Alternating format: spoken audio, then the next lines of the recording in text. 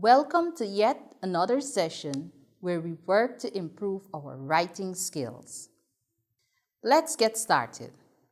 Generally, when we are writing or given a task in composition, we say that we are writing a composition. And that is basically true. However, depending on the topic for the writing, we would need to give different information and follow a more direct pattern. Today, we will look at what is considered to be narrative writing.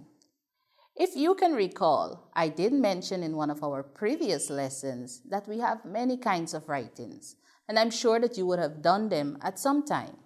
So we are going to be looking a little more at narrative writing, and then we'll take some time to look at the others in another lesson. Now, narrative writing is generally classified as a story. It is one of the most popular style of writing.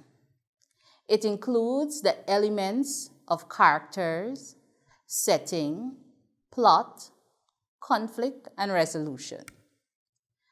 The characters may all be mentioned in the introduction. The events, such as the high point or the climax, is developed in the body, and the resolution is seen as the conclusion, or we say the ending of our story. Narrative writing is usually used to give recount of a personal or fictional experience. And what do I mean when I say fictional experience? Now, as children, you know sometimes you tell your friend a story, but it's not entirely true. So that is what we mean when we say fictional experience. You could make up a story and write it. Or sometimes the entire story might not be fictional. It might be a mixture of your personal experience, something that is non-fiction, and some of the activities which may be seen as fictional. We can generally tell a story also by just imagining. All right? Something might have never happened to you, but you can just sit and, as I said, you just make it up. So the entire story could be fictional. Now, I have an example of a narrative story. What we're going to do today is examine two stories written by two students on the same topic. So let's look at this one, The Storm. And this is written by our first student. One time, I was playing in the backyard behind my house. The sky started to turn dark and the wind started to blow. I looked over the trees and saw a big black cloud moving towards me. Then I heard the rumbling of thunder, but it was still far away. Suddenly, the rain started hitting my face. It didn't start with just a little rain. It was pouring. It came so fast, I was surprised. Then I saw lightning in the sky, and boom, a loud clap of thunder. I was scared. I didn't know what to do. I saw a little old shack and ran into it. It smelled awful, and it was mostly rotten, but it was better than nothing. But the walls were shaking, and I didn't understand what was happening. The wind was blowing so hard, and things were flying all around outside. The trees were blowing so hard, they were bending over. I just stood in the corner shaking. I was cold and scared and shaky. Then the rain stopped, and my dad came and found me, and I went home. I was safe. Now that is our first story based on the topic, The Storm. Now here we have another writing of the story, The Storm. I want you to take your time, pay attention, follow as I read, and take notes. The Storm. It was the middle of July. We were on vacation. We stayed in a cabin near the lake, where we went every year. My brother and my dad were outside fishing, and my mom had gone to the little store to get some sausage. I was supposed to make hot dogs for dinner. I love to help fixing dinner. The air was starting to smell like rain. I thought I heard some rumbling out in the distance. I stepped out on the porch. My skin was attacked by goosebumps. It smelled like rain. I wasn't worried because I love storms, or at least I used to. The heat was so thick that beads of sweat broke out on my face. My throat was dry. The rain-smelling air felt weird. The wind began to blow, and a towel drying on the porch suddenly started flapping. Then I saw a black cloud just across the field. The screen door started to bang, and the trees were bending in the wind. I ran inside and started closing all the windows. I turned on the lights because it had gotten so dark inside. Rain started pouring down outside, and some of it was coming in through the curtains. Then boom! A loud clap of thunder made me jump. That scared me. It was so close. Limbs were being slammed against the cabin, making a horrible noise. I thought the windows would be burst by the flying objects. I looked outside and I saw lightning streaks across the sky, and then I heard more thunder. The rain got louder and louder, and the air suddenly turned cold. I grabbed the blanket from the couch and wrapped it around me. I wondered what to do. I was all alone, and the storm was worse than anything I had ever seen. Then the lights went out. Oh no! What now? Then I remembered from school that you were supposed to find a safe spot in case of a bad storm. So I ran into the bathroom and I got into the tub. Then I got out and ran to my room and got a pillow and a bottle of water from the kitchen. At the last minute, I remembered to get a flashlight out of the drawer and then went back and crawled into the bathtub. I could hear things hitting the roof and the side of the cabin. I wondered if there would be anything left of the cabin or of me. I was so scared. I pulled the blanket over my head and scoot down in the bottom of the tub with the pillow under me. I held on tight to the bottle of water. I squeezed my eyes shut and tried to block out the noise of the thunder and rain and wind, but it was impossible.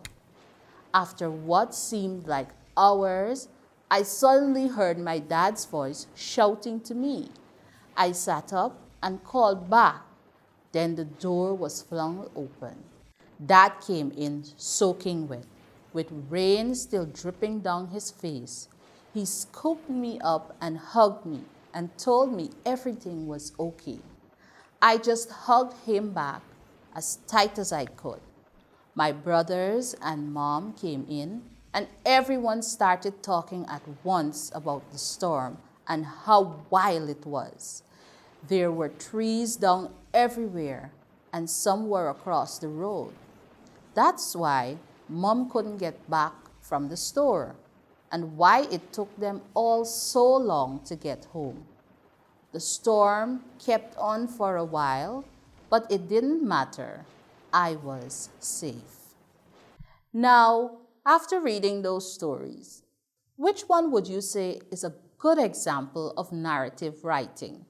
Let's look. In story 1, even though the description of the storm was fairly strong, the composition leaves you a bit disappointed because the ending was so abrupt. Even when we looked at the activities from the introduction to the conclusion, there wasn't so much. We wanted to hear more, don't you think? But then, in story 2, this narrative showed great details and description. Here, the writer built suspense by describing emotions as well as the power of the storm. Did you notice that? That there were a lot of adjectives and strong words used in that composition, detailing exactly what she did to make sure that she was safe. Did you see that in the story? There was a lot of details of how she went about trying to make sure that she was safe. When she ran into the house, she closed the windows and all. And while she was doing that, she still gave us information of how the storm was behaving. So the writer in story 2 kept us engaged. We were not only seeing her at one time and not feeling or understanding what was going on in the storm. There were a lot of words that kept us actively involved and actually feeling what they were writing. So, from story 1 and story 2, I could say that story 2 was a better composition or a better example of narrative writing. The introduction was very clear, and there was a smooth and logical conclusion at the end of that story. After Dad came home, and then the mom came home, the interaction with them, and again, we heard about the feelings of the writer. I hope that those stories gave you a clear example of what narrative writing should look like.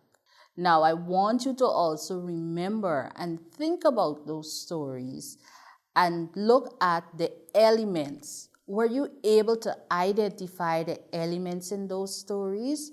Did you know who were the characters? Did you know about the setting, where this story was happening, when this story was happening? Which one of those narratives give you a clearer picture of character and setting? And then with the plot, remember we said in narrative writing there is a high point or climax. So did you get a very clear understanding in the narrative piece there of what the problem was and how it was resolved? All of these are key points that you need to pay attention to. Remember, we also discussed on numerous lessons that your story must have a beginning, a middle, and an end. So please pay attention and look at those details. Now, also you keep in mind that when writing a narrative story, the story can be based on you or it can be based on the experience of someone else. Now, when writing a narrative piece based on you personally, we say that the story is written in first-person point of view. When writing in the first-person point of view, there are particular words that we would use.